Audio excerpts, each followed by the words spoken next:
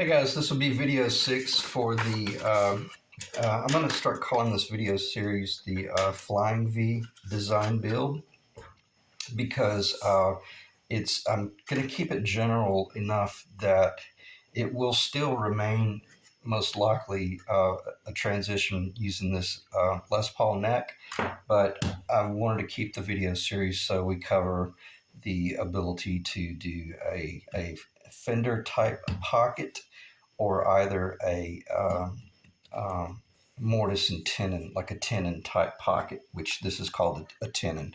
So let me get on point here and basically explain what I'm going to cover in this video. Uh, Basically, just 2 or 3 different points. I'm going to discuss the layout and final call, and then I'm going to discuss things such as what is it that we're actually building here, and this is not necessarily a final call, but it kind of helps us get on point and make certain that once we do start moving forward, we've truly ended up with the project that we intended, but we left ourselves enough wiggle room to make changes if we want to. And then, but as the video progresses, I'm going to close out the last probably 20-30 minutes of the video showing you how to do uh, veneer work and using a contact cement. And just I'll cover that later, or I guess this would be kind of a final call in reference to what do we want it to look like once it's finished? Do we want to see paint, or do we want to see uh, take your pick? That to that point, yeah, we do need to start making a decision as to what we're going to do. I've already made the decision probably 6 months ago as to what I wanted to do with the finished appearance of this guitar. So let me now back up and start covering these 2 or 3 points. Uh, the layout and final call. Is this the final call? And that answer would be no, not necessarily. Let me check the video. We're rolling, and I think as long as I stay, I put a piece of tape on the table to keep me on point. Uh, Basically, all you want to do at this point is just define your center lines, because once you cover this up, you will very quickly realize, oh crap, I forgot to verify where the center line is in relation to the edge of that shoulder, or are they truly symmetrical? Because once you cover this up, it's pretty much gone other than what you see on the end grain. And I verified, as I've already covered, that well, let me put it this way. I know exactly where my center lines are. And I started to go in and do the whole fillet thing. I thought, the heck with it. That's ridiculous. That's a waste of time. Uh, but what I will show you, I'm not necessarily going to do it in this video, but what I did, yeah, let me back up. This is pretty important because you're sitting there looking at a total different situation. I came in with baking soda and all these little points. The top that I'll be putting on it, every bit of that was irrelevant. But I noticed that this wood, being over 100 something odd years old, where a nail had gone through this, it had a little bit of a split. So I wanted to make sure that I ended that. And so I filled it full of baking soda. And any of you guys that have ever built RC models know these tricks where you fill in and you can do contouring with baking soda and jet glue. And this is where I use the thin. I basically just use gravity to my advantage, put the baking soda up in that nail hole, and really worked it in until until I knew that the baking soda was all the way down to the poplar, or maybe the top of the glue. If there would have been glue that came up, part of the way. And then, so I just wanted a really, really good surface. Why? Because if I decided I'm just going to paint this guitar, and then you come in and you start spraying, I want to make certain that I've got a perfectly flat surface so that I don't have this ongoing fight of trying to cover scars in the wood, like for instance where those nail holes were. So basically, on that note, I did, the epoxy work in my little joints right there. Won't waste time talking about that. But basically, I just wanted to get this top ready because I want to see some progress. And it's not that I'm an impatient person, but when I start working on something, uh, I have a tendency to lose interest in things unless I can really stay in the fight. And I think once you see, by the time we get to the end of this video, it's going to be really exciting. And the cheerleader will have finally shown up and will be the motivator to keep us in the game. So now that you know what I'm talking about the filler and in preparation for that, I've still decided I'm going to do a laminate top, but I want to double check, is there anything that I need to cover? And I had considered taking this opportunity of this rough surface and going ahead and truly designing the guitar that I wanted to build. Is it going to be a volume, a volume and a tone and a extra hole in the event someone put a neck pickup in? And do I want to do any of the? Do I want to go ahead and just take advantage of this and take a pen or pencil and just draw all of this on this top, and then do all of my machine work? And even if I screwed up, wouldn't matter. I can put the baking soda and the jet glue in it and jazz it up and put some paint on it. But I got things like, no, because I still haven't decided exactly what it is I'm going to do. The only constant that I have in this guitar is the fact that I'm going to go with a Seymour Duncan in the bridge. In other words, a PAF in the bridge, or a humbucker in the bridge, and then the Floyd Rose. That I'm certain of, but I still don't know for certain. Am I going to do a 24.56 2-inch scale, or maybe I'm going to do a 25-inch scale? Because I got to tell you, my Penguin, I built it a 25-inch scale, and I love that guitar. I mean, the way it plays and the way it feels.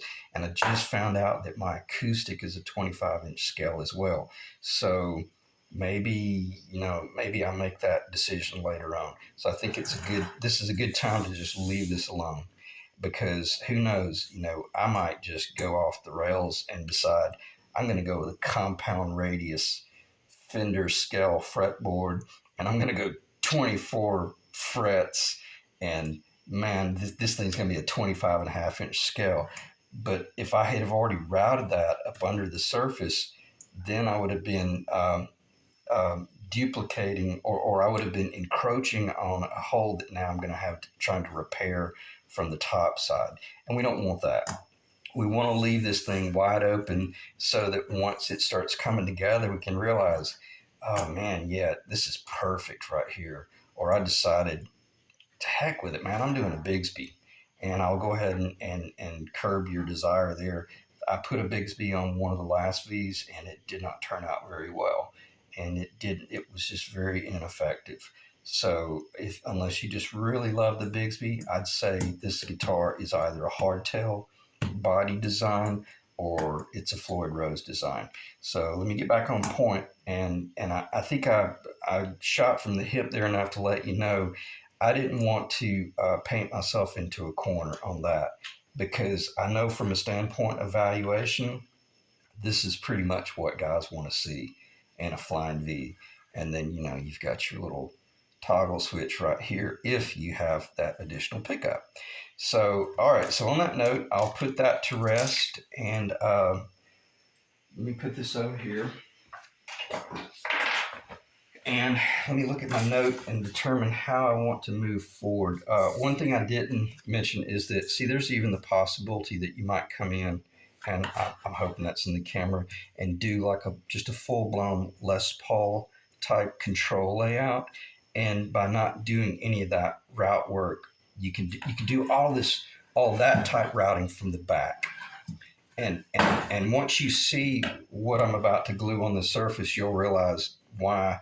Oh wow, yeah, he really it was wise that he really thought about whether he should do machine work from the front first versus can I still access stuff from the back. So I think that ought to make sense because I have to keep reminding myself I'm not just building this guitar for myself. I'm building this guitar for, people all across the world. And I think what kind of prompted me to start generalizing it was when I realized um, there's very few people out there that they can do it. They could do it, but there's very few people out there that want to fight that.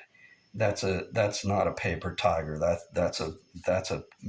is a wildcat, and it will kick your ass. So that's what I mentioned by maybe there's guys out there that really love the idea of doing this body, but they just want to bolt the neck on it, and so we'll leave it at that.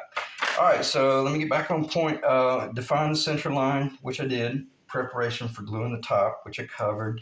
And then here, what are our options? And I'm not going to waste a lot of time with this type stuff, but man, your options are unlimited. You want to go ZZ Top? You want to go crazy? Now's the time to do it. You know, uh, you want to go kind of classy and high end. This is Bolivian rosewood, beautiful wood. Um, do it if you want. I'm not going to. Or you want to go to your local woodcraft and buy this veneer that has a real pretty figure in it. Maybe it has bird's eye or something like that. I'm not going to talk about gluing veneer that thin in this video at all. That's a very advanced job, keeping something like that, because once you put glue on this stuff, it just starts going crazy. Or what else? What else might you put on there? I don't know. You might. I love the idea. I thought it was so cool when they did the uh, Andy Summers Telecaster. No, maybe it was a Stratocaster, or maybe they did a Teleana Strat, but they did this collage of the police photos all over that, and I thought, man, it's so cool, man. And you might do something like that, a collage of your family portraits, or maybe your favorite guitar players and stuff like that. So and or go Jimi Hendrix, paint Paisley all over it. So anyway, let me show you what I'm planning on doing and how I would approach it. I'm not going to show you the actual veneer just yet. Let me check, make sure this is in the video. This is going to be the veneer. This is basically drum wrap material, and I got this from restoring my 1956 Gretsch Silverjet many years ago. Won't go there, but learned how to work with this stuff even on an arch top guitar. So if you can do it on an arch top, you can certainly do it on a flat top, and it is so easy and so fast to produce a really bizarre, really cool finish. Talking about the sky's the limit, just go online and look at drum wrap material. This is Delmar. This is vintage Delmar. Um, it's amazing what all they have. So the sky's the limit there. So, all right. So what I'm going to do first is show you when you're working with a raw surface, you're going to want to do 2 coats.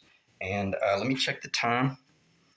We're at 13 minutes. That's not too bad. This may end up being a fairly long video, but I may do some pausing just to keep it under control. Before I forget, because you've got this raw wood, when I first put the contact cement on here, it's going to really soak into the wood. And I probably will pause the video because you want to let that sit for about 15 to 30 minutes. So yeah, on that note, I definitely will be pausing the video. And I started to do it before the video started, but then I wouldn't have been able to have discussed all of the layout and the reasoning for just going ahead and pulling the trigger about putting this top on. So what do you do first? Well, you want to start with either just a damp water washcloth and wash it. But if you're going to do that, man, make sure it's dry, because from here on out we're working with chemical. And this is actually a good opportunity to see how beautiful the old antique pine is. Uh, and it's kind of cool because you get to, this will give you an indication. I've got a lot of this antique maple, antique pine in my basement.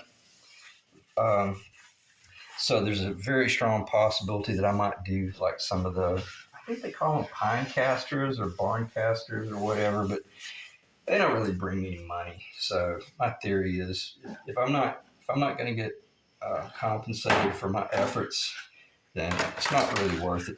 So just going to clean this a little bit and make certain it's not dirty because it's been laying in the basement and getting dust on it. So here we go. We're getting clean on our drum wrap. So basically what we're doing is we're going to be working with drum wrap. And I will show this. After you put the contact cement down, you can either use like this right here, because once you lay this stuff down, if you just lay it down like that and it makes contact and it's got a bubble in it, it's game over. Forget it. It ain't gonna work. You're gonna pay hell trying to get it to work out. So you want to work from one end out, and what you'll do is you'll pull that out. You work up to that, and you'll pull that one out, and you work up to that, and you'll pull that one out, and then you'll start working. So that's one way to do it.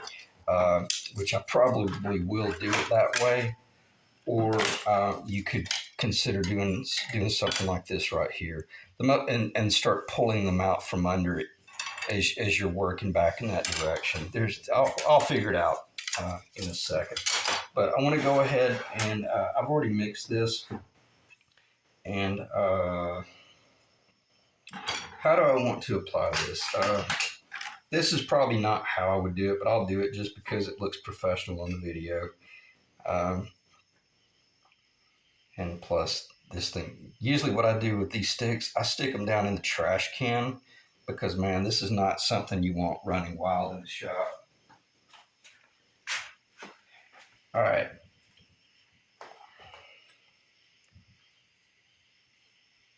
And again, yeah, this is pretty important that I cover this. Uh, you want to treat this like paint. And I mean, you want to move it really fast. You do not want this first coat to be thick at all. Well, for that, oh, my sponge is coming apart. You don't want this to be thick. Think about priming. All we're doing right now is we're priming this wood. We're sealing this wood. Um, and if anything, man, that's beautiful. I got a little bit of a. I probably should have gloves on, but I don't. All right. And then what you want to do, leave it the you know what alone.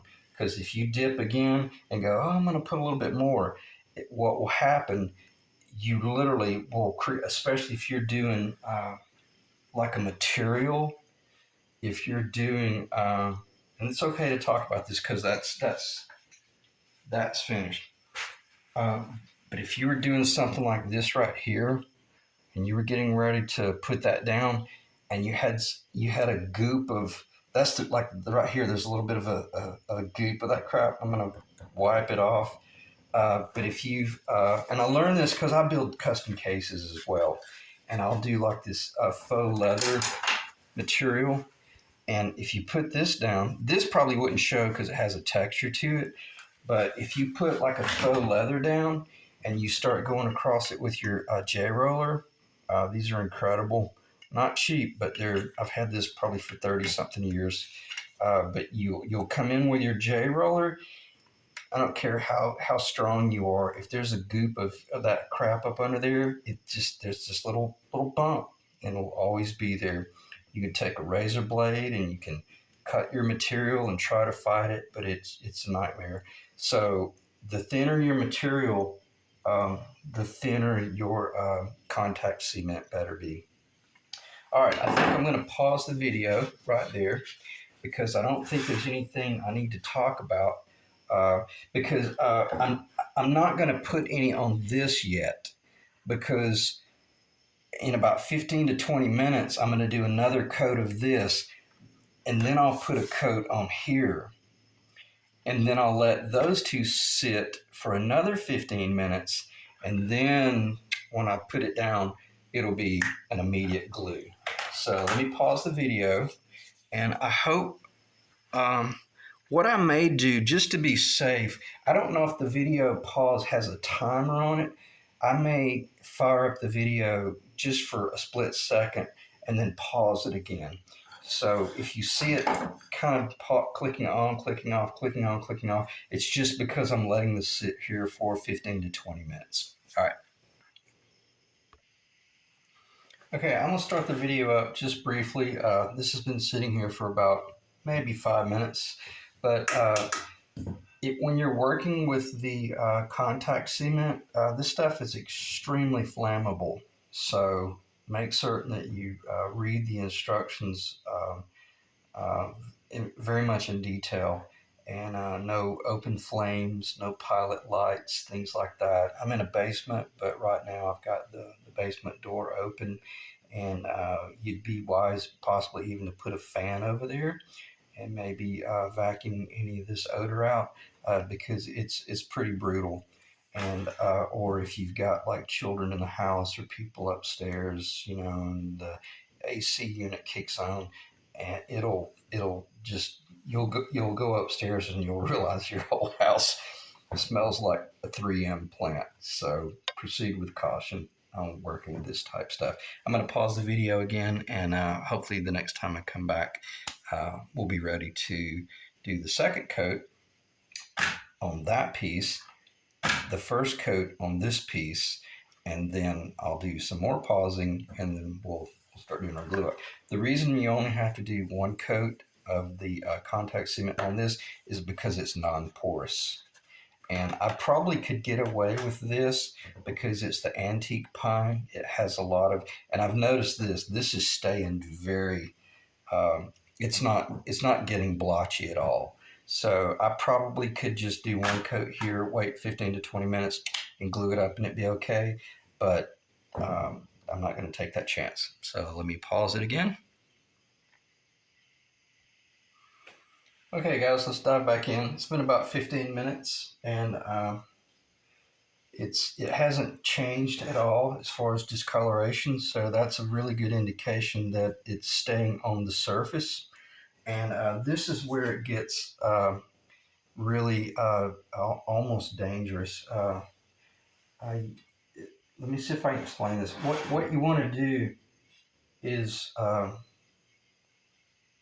I don't mean dangerous to your health. I mean, you just really want to make certain that you put a fairly good amount up there. And then what I like to do is take these little cards that these companies send you in the mail, and then when they're like promoing stuff, they're kind of like credit cards. They're like squeegee cards. I like them because obviously they're throwaway, but I can also use them almost like a putty knife, where I can assure myself that I don't get too much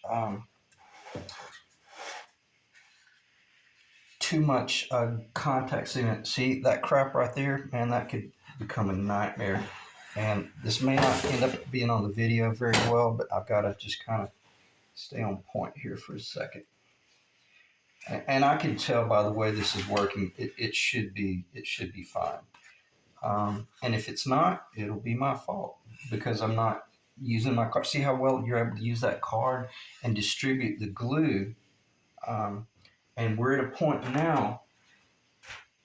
I got to make a decision. Do I put it on the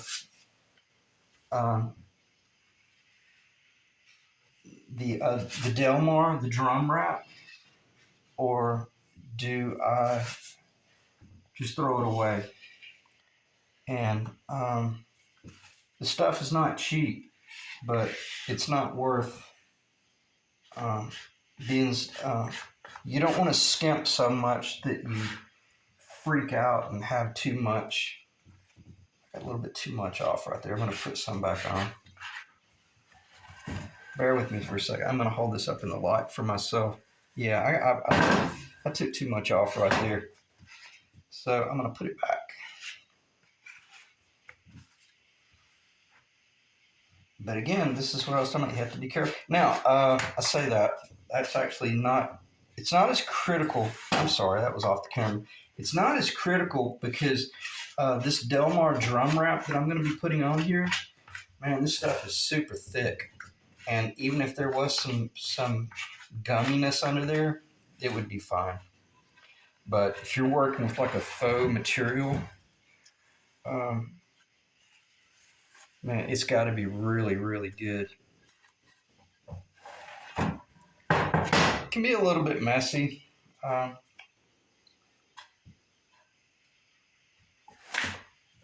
I'm sorry if this is not very good camera work, but let me just kind of make certain I got my project under control right now.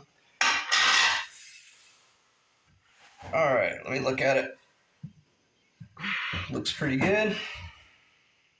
I don't see anything crazy, so I'm going to turn it around.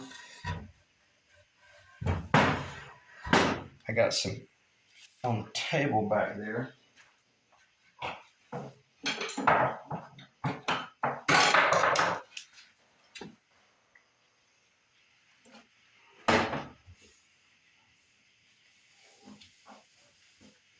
All right, now you can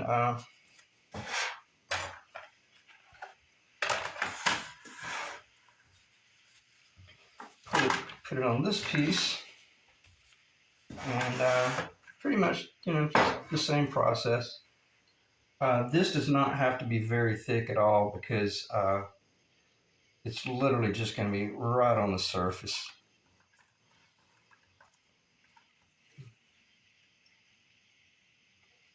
It's not going to be penetrating into the material at all. And what I'm going to do is, oh, that's a that's a tragedy. That thing just fell into the gallon of contact cement. And this is something you probably should have some parchment paper on the table and stuff like that. This is going to be a little sloppy looking, but I'm just going to work it down and then I'm going to put it on this paper over here.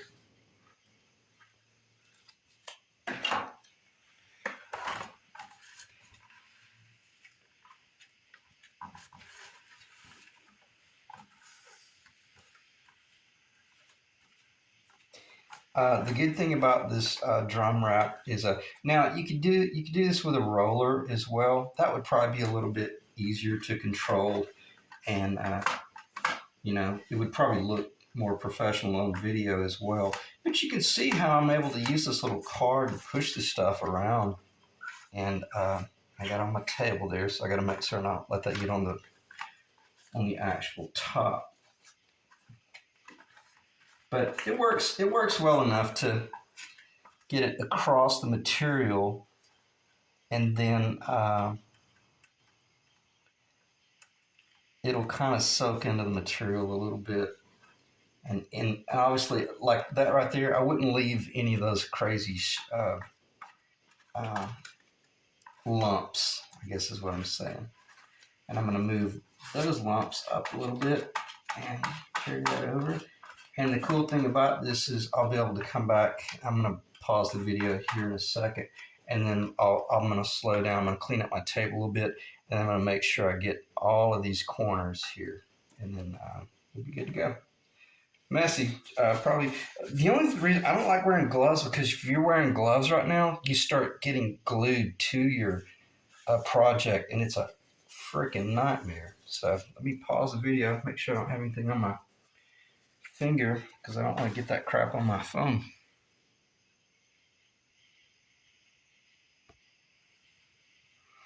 Hey guys, I'm going to start the video up briefly. This has been sitting for about another 10 minutes, and I still want to wait about another 10 minutes just to be safe.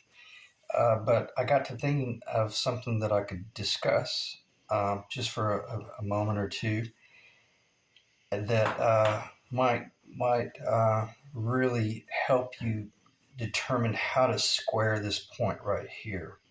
I think I had mentioned, well, I know I mentioned in some of the dimensional uh, degrees that this is going to be about 19 to 19 and a half degrees.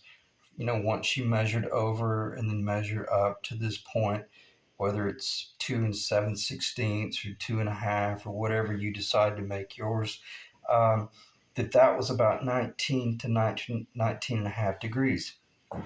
And the way you can determine once you've got this cut right here square, you can set your miter saw at 19 degrees, you know, after you've got this guitar finished. In other words, what we're getting ready to do, uh, uh, we're getting ready to fit the neck. And I know this doesn't really apply, but this is giving me something to talk about while I'm waiting on this stuff to dry. But when we're getting ready to consider how do we make certain that we get this square so that our neck is perfectly square, so that once we do all of this fit work, well, you can do that by setting your miter saw at 19 degrees, and this is a really nasty board, but I'll use it. Just let's say that's the fence of your miter saw, and then your miter saw would be at 90 degrees right here. Turn it to 19 degrees, and make a cut. Then take the whole guitar, continue work from this one side, flip it over. You know, flip it over 180 degrees to where this is face down, and then move the miter saw 19 degrees to the other side, and then make a half cut. Okay, just cut halfway down. Now this is why you want to leave a little bit of excess, and I'm only talking about let me just go ahead and finish explaining what I've said. Cut down half, and then you'll see the partial radius of the blade, and then you'll stop, and then just look at the depth variation between how deep is the cut on this side in relation to that side. And if they're pretty much identical, then you know that you're a 19 degrees. Or if they're funky, it doesn't matter if you are 19 degrees or if you're 19 and a half. I don't care if you're 19.6375. All we want to do, we just want to get this point square in relation to that right there. And I don't care what that number is. I just want this to be square. And all I'm saying is, once you determine that, yeah, man, I've got my miter saw, I'm reading a 19 and a half spot on. And every time I make a cut, when I flip it over and then put the miter saw on the other side and do the other cut, man, I'm hitting spot on identical from both sides. If you can do that on a miter saw, man, you're within a probably 25% of 1 degree. And that way, once we do start fitting a mortise and tenon neck, this is going to go back to where I was talking about. It doesn't really matter if this is perfect, because as we're fitting this, we could take a little bit of sandpaper and we can relieve this till we start working to it. Does that make sense? I hope that makes sense. And it might have got kind of long-winded, but if anything, we got nothing but time right now because we're watching paint dry. So just experiment with that, and you can experiment with just a regular, just take a board, put it up on your miter saw, and cut 19 degrees, and you should be able to flip that board and then move the miter saw 19 degrees to the other side and cut that, and it should be identical. Because 19 degrees on this board, if this board is S4S and you want to cut it on a 19-degree angle, well, it doesn't matter. You cut on either side. It just depends on which side of the center line you put your miter saw. All right. So I'm going to pause the video for about another 10 minutes, and then we'll be ready to glue this together. Hey guys, I wanted to cover something here that I had failed to cover a little while ago when I was mentioning how you could come up with these rods. The reason you're wanting to use these is to keep this from making contact until you are ready for it to make contact. But the way that you can see the way I've got these three little holes drilled right here. I've got a hole here, there, and there. Um, and also see this is about over an eighth of an inch larger than my subject. This is not something that you want to try to cut spot on exact. But the way I can guarantee that I get a fairly good fit is I put that piece down and I clamped it real nice and flat and level. And then I came in with my drill and I drilled three very precise little points. See if that's in the camera. Oh, see those little nails? And then what will happen is when I get ready to put this down, and I'll go ahead and do it right now, just so that I don't forget. I say I won't forget. There's no way I can forget this because I've had to fight this stuff before. If it makes contact, man, it's a nightmare. So I'll be able to flip this over and align these little nail holes, and I'll go ahead and take my hammer and I'll make sure that I hit those because I'm going to push it down up here. And even if I screwed up, it doesn't really matter because every bit of this is going to get cut off up here. But this is kind of my starting point to make sure that I'm aligned and I don't risk getting off. I'm still going to do a binding on this body. So even if I was sitting there and I was like, oh crap, man, I missed it by, or let's say you were really splitting hairs and you just barely had enough material to do the job, then you could make it, you know, as long as you've got enough room to do your binding, your route, and the binding will cover it. That's all that matters. So I'm going to pause the video one more time because this stuff you can allow it to sit close to 35 minutes, 45 minutes, and still come back, and it'll make an immediate contact. And if something happened, if you got a phone call and you had to leave, you could just let this dry, and then you could come back tomorrow and you could do one more thin coat on both of them, and it'll reactivate the material, and then you wait 15 minutes and it'll glue down. So I'm glad I thought of that because this will tell you how hot the stuff is. um, I was using a paintbrush, like a little thin bristle china bristle brush, to put it on, and I let the brush dry because I mean you're not going to clean it out. It's almost throwaway. And I thought, what the heck? If it will reactivate. So what I did is before I did the next application, 2 or 3 weeks later, I stuck the paintbrush down in the chemical. Sure enough, man, that brush was acting like it was brand new. It completely loosened up. So don't throw your brushes away. Just throw them over to the side. And when you get ready to use them again, just stick them down in the can, tape them to the side, and let them soak in the chemical for about 15 to 30 minutes, and the brush will soften back up. So let me pause one more time, and we should be able to finish the video after this. Okay, guys, I think we should be ready to glue everything in place.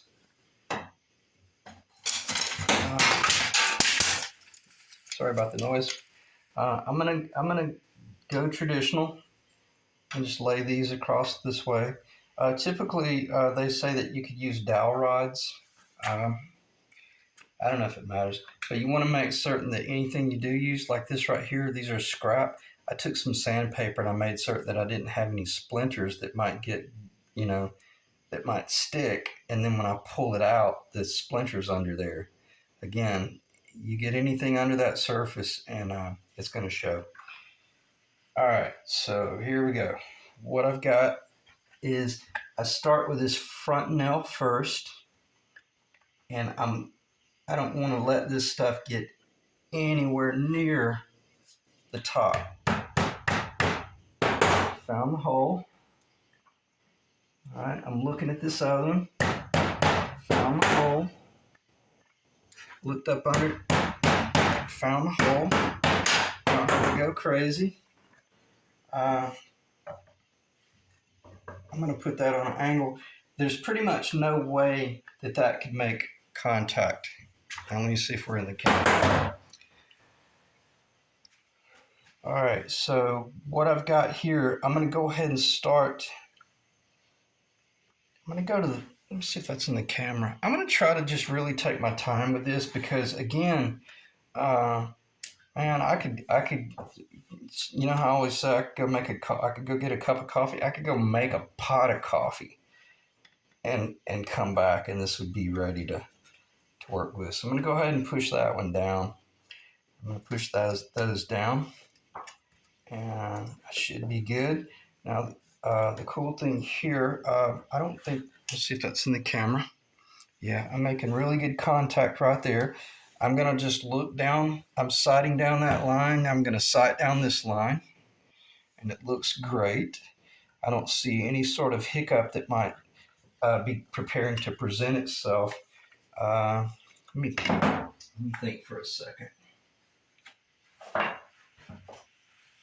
Probably just a little bored, and just kind of get a feel for it up here for this scrap area that you know is going to get cut off. Doesn't matter anyway. I just remember by feel.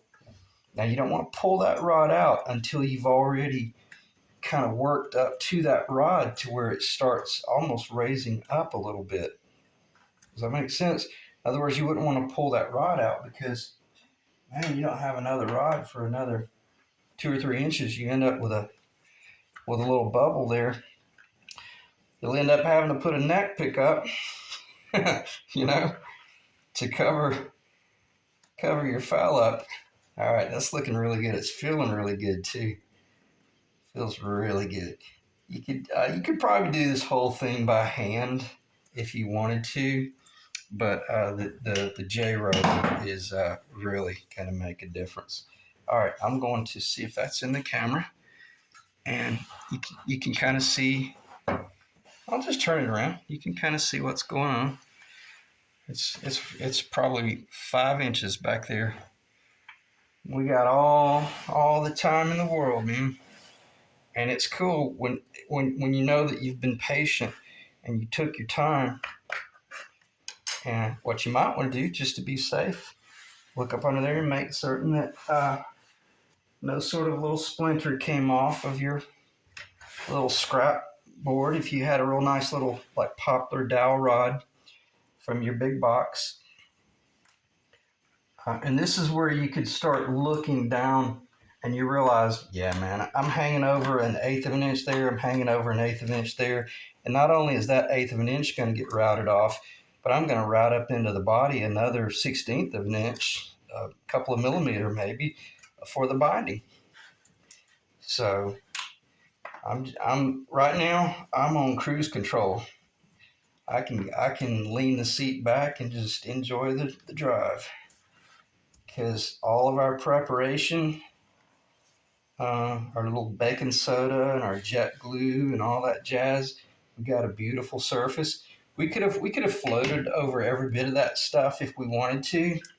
Would have been fine, but it sure makes me feel good to know that if that old pine had a weird split in it, I know that I've got jet glue in there and baking soda that is transferring any sonic waves in this body. There's no break point. It's going to go right through that jet glue and baking soda and continue on. So let's pull this out. Let's check, make sure we don't have any splinters. Nice and clean. Keeping that there. I'm going to try to get that up in the light. Now you have to be careful. What I'd recommend here is work from the center kind of out. You don't want to go over here and start working. You might create a wrinkle. So always work from the center out. And if for some reason you had gotten off a little bit, well, if you screw it up and lose it, then it'll be your fault because you didn't give yourself enough leadway. So make certain that you cut this top big enough that if you wanted to, man, you could just, put a blindfold on and you're not going to make a mistake. But I think that makes perfect sense. Anytime you're doing something like this, work it from the center out.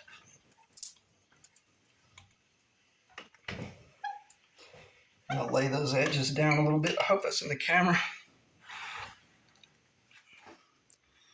Looks okay. I don't know what you guys are seeing. I don't think this sparkle shows up very well on the camera, but in person, man, it is crazy beautiful. It is so pretty. I'm gonna check for splinters. Why? Because I got plenty of time.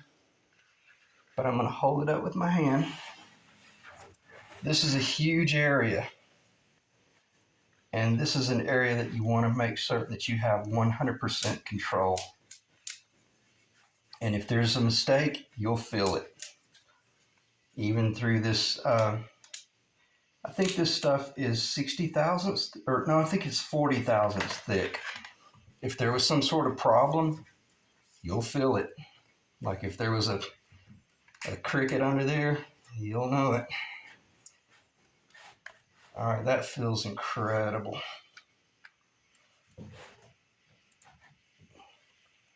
All right, let's turn it around. Let's look up in here. And maybe on this one, yeah, see how that kind of glued? I'm gonna do something different here. I'm gonna finish this side. And I hope that's in the camera. I'm just gonna go ahead and work this one all the way out to the end.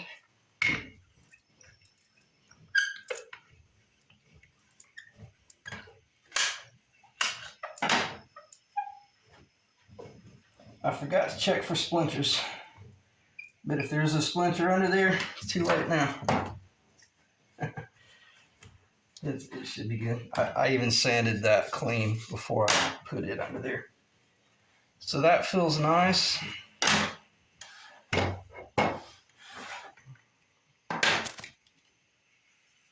Looks good. I'm actually probably being far more cautious than you would have to with this stuff. But my theory is what's the rush? You know, we got all the time in the world. Let's do a good job. And if anything, if you're doing something like this, it's because you enjoy working with your hands. It's because you enjoy being creative. So this is one of those rare points in the job where you can enjoy not only the fruits of your labor, you know, you can enjoy doing quality work and watching something that you designed and built come to life. Are we doing it because we can't afford to buy a guitar? No, not necessarily. For the most part, we're probably going to spend more money or the equivalent amount of money building our own guitar. Up to a point. I mean, if you called a luthier and told them, yeah, this is what I want, what would they charge for this guitar? Well, it's not going to be $500. I guarantee you that. You're going to be in the thousands very quickly for a custom guitar. And if you've got a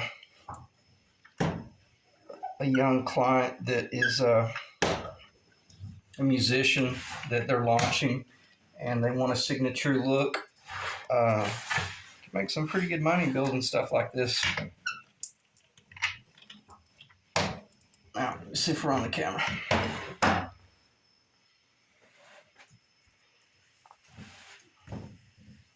Just a general walkthrough. And the thing, I don't know if this is going to show up on the camera.